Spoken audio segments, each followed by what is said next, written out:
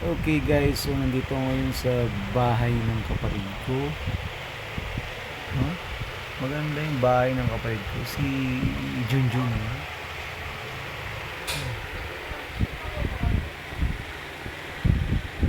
Ganda, diba?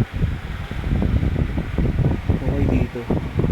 So I have a, what you call that, a peace of mind. Tapos meron pa siyang collection dito ng ano, ng mga yung predators.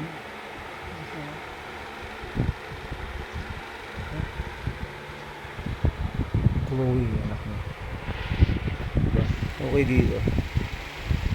So actually ito na, inanda ko na ano, itong bag ko.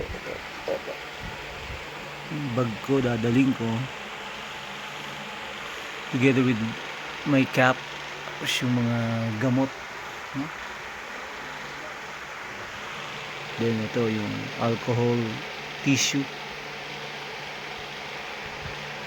Yung laptop ko dadalhin ko na rin, no? Itong urinal,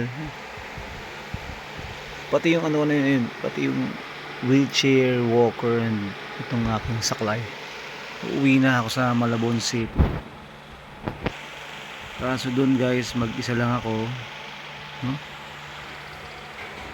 So I'll manage it. Okay, update you guys.